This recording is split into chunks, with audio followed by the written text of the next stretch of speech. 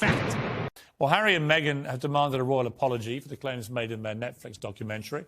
The 6-hour wine-a-thon launched blistering attacks on Britain and the British monarchy, and the palace is reportedly baffled by the request. They're not the only ones. And as if we haven't suffered enough, tonight Netflix released a new trailer for another Harry and Meghan show. This one promises to be just as smug as the first one. Well, duh. This was inspired by Nelson Mandela, who once said, "What counts in life is not the mere fact that we have lived. It is what difference we have made to the lives of others that Fact. will determine the significance of the life we lead." It's about people who have made brave choices. To fight for change and to become leaders. Boy. And giving inspiration to the rest of us. To live, to lead.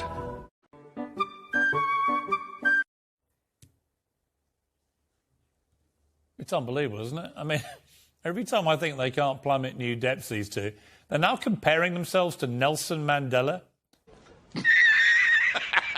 who spent nearly 30 years in a 6x6 prison cell. Really? He went on to become the first black president for South Africa, a unifying leader of true greatness, one of the, well, actually the most impressive person I've ever interviewed in my life. Oh, wow. They are comparing their dash for freedom to a mansion in California where they now hawk out their royal titles for hundreds of millions of dollars. What? That's what Mandela did in their eyes? Well, to me, it's unbelievable. But maybe there are some out there that believe this stuff. Joining me now is the author and activist Natalie Collins, the former head of Royal Protection, Di Davis, and Talk TV contributor Esther Cracker. Well, let me start with you, Esther. You've been waiting patiently here. Shut up, bro. They're the new Mandela, apparently. Yeah, apparently. I just find the arrogance is incredible to demand an apology, because that's how you get an apology, by demanding one, a sincere and honest and open apology. I just think, you know, they officially declared war on the royal family by coming out with this Netflix documentary. They made it clear that they wanted no reconciliation, because you wouldn't do that. You wouldn't put your family through that if you really wanted open, genuine conversation and reconciliation. But also, they just called Prince Charles a lying bully. Yeah. They've called Prince William even worse. Even worse. So they drove him out of the country with his. Or he drove them out of the country with his bullying and lies. What? They've called the whole family a bunch of racists. Why would you even want an apology from people like that are so negative in your view? Well, I think I can understand why they're demanding apology, because they're so self-righteous about everything. They assume they're right about everything. I can't understand what on earth makes them think Charles and William would even consider being in the room with them right now. But I do think there's an element of the longer that they can keep this feud going, that's more money in their bank account, because now everything they do, they'll just be like, oh, but what about William? How's your relationship with the royal family? How's your relationship with your father? And so it's basically, you know, a giant check that blank check they've signed. How could you trust them not to just basically record everything that goes on if they did have a meeting like that?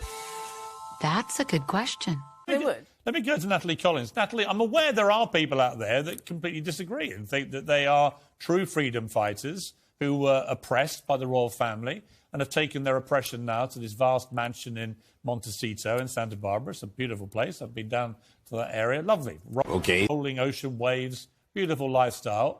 Not my idea of what oppression looks like, but there we are. Each to their own. But let's get to this idea of an apology, that you can basically call a family a bunch of callous racists who refused to let you get help for suicidal thoughts that you said you had, that made racist comments, apparently, that were so demeaning you had to allude to them on an Oprah Winfrey interview. You now call them a bunch of lying bullies, including the new king. Why would you expect anybody to sit down with you and apologise after you've done all the public trashing? That doesn't make sense. I think in the context of a column that was written today by Jeremy Clarkson, which described Meghan Markle as worse than Rose Weston and calling on people to have her stripped naked and throw excrement on her in the street, I think it's really important that we put the context of what Meghan and Harry are talking about in the context of the wider hatred, which, to be fair, you were a real pioneer in that hatred of Meghan Markle years ago. Oh my God, will you let it go? I don't hate Meghan Markle. I don't know. Hang on. I think it's... Hang on. Well, I mean, you have made a career out of it. You said I hate Meghan Markle. Let me be clear. I've never said I hate Meghan Markle. I don't. So that was a lie. Hate Meghan Markle. I hate what she's done to the royal family and to the monarchy and to the reputation of Britain. Only tonight, the New York Times has carried a major op-ed piece absolutely trashing this country as a racist country with a racist institution at the head of it, a callous institution that should be dismantled. So. This is the worst. Yeah, I see real damage in what Meghan Markle and Harry have both done now to the reputation of his country and to our monarchy. So, yeah, but I don't hate them individually as people. And in relation to the Clarkson column, which he's now issued a mea culpa over, I didn't think he should have put that in the column. Why? For my personal view, but he's now said he wishes he hadn't either. So, I don't see what that has to do with the wider picture of these two trashing their families and now demanding an apology.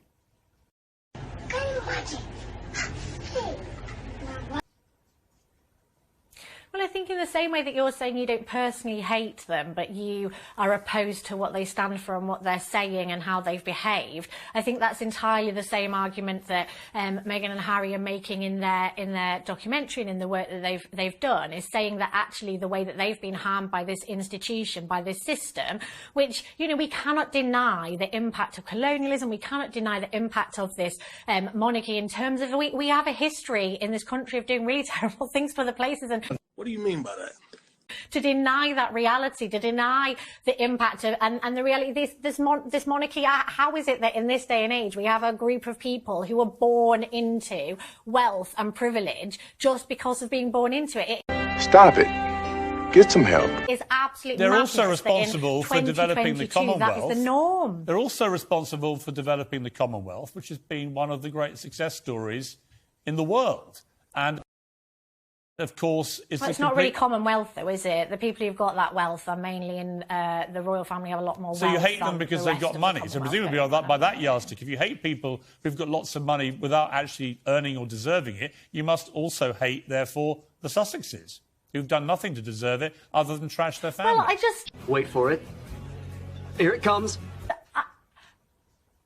I think, I think there's a sense that, of course, people, we can't, hate people because they're privileged, but what they're doing with it or how they're utilising it is really important as well. And I think there is a sense that we are also talking about a man who, as a boy, his mother was killed by a baying mob in the media and then was actually, no, that's not true. I'm sorry. To have a wife. I'm sorry. Who was also look, these are easy. By a baying mob. These are easy lies to say on television, but I'm afraid I have to hold you to account on them. It's not a lie that his mother was killed. Princess Diana was not killed by a baying mob. It's not a lie. Princess Diana was killed by a drunk driver. That was the official inquest report into her death.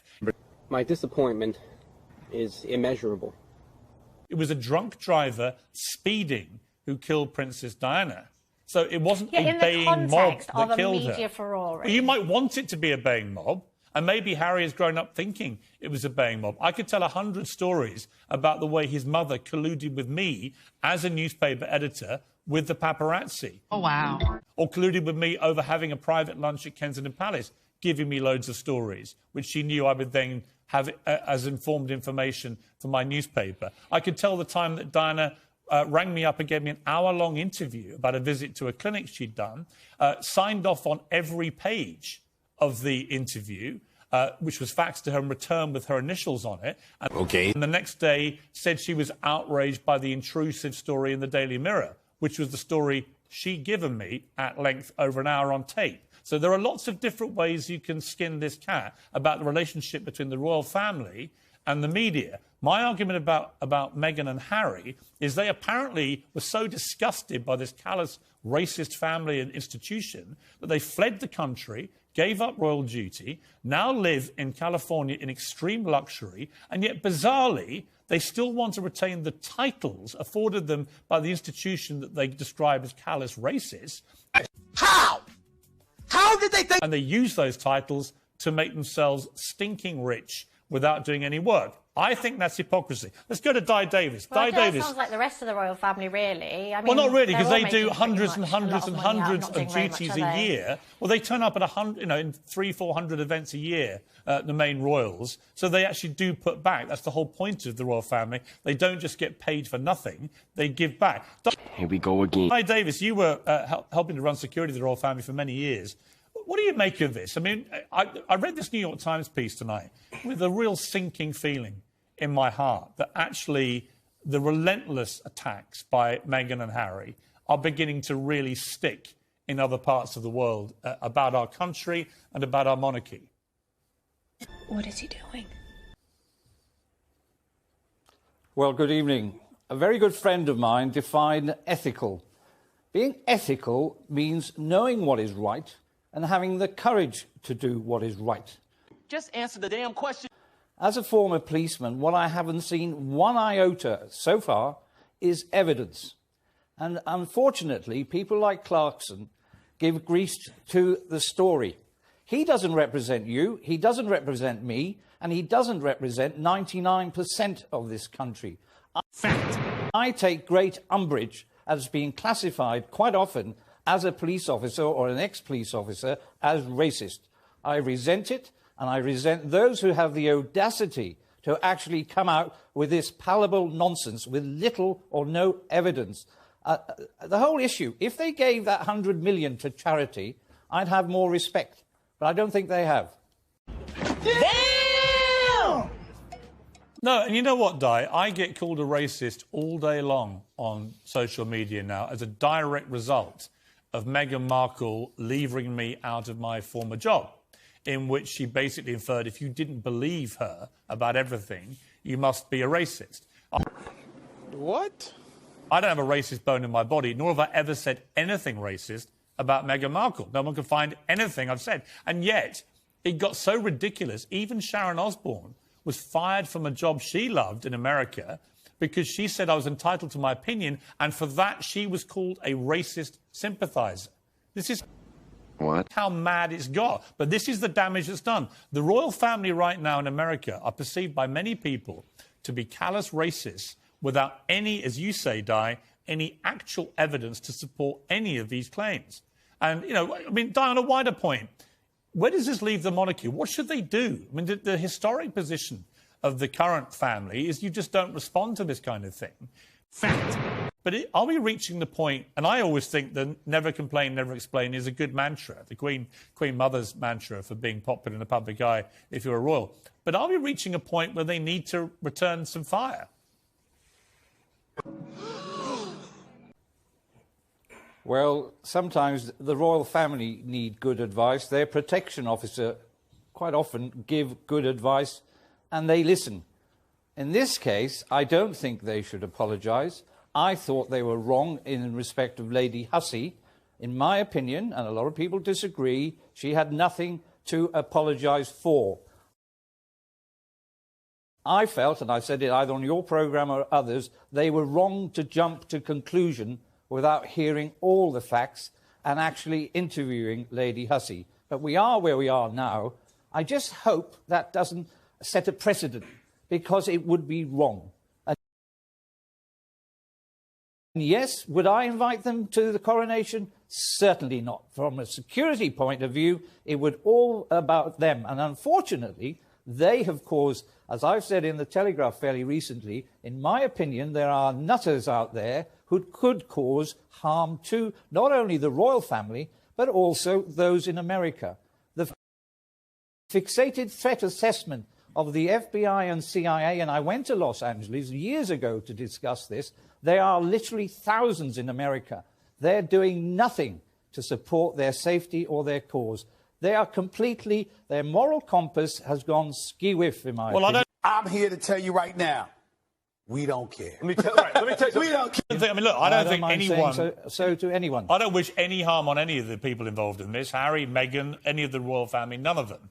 Absolutely clear about but that. They're going to get harm if they carry on like this. Right, Piers. I think all of it is... Yeah, I agree. I think all of it is incendiary, and this book that's coming out will be even more incendiary and pour even more fuel on the fire. But my question about the coronation, I've got to be honest. Okay. Why would two people who despise the monarchy and everything it stands for, who think that the royal family are a bunch of racists, why on earth would they turn up at the coronation? Why would they? I'll tell you why. Because that's where the money is. What? If they're seen at the coronation, next to all the major royal players, that is gold dust for their next Netflix series. And right there, is the hypocrisy that underpins everything these two do. Come on now, dog. Leave it there.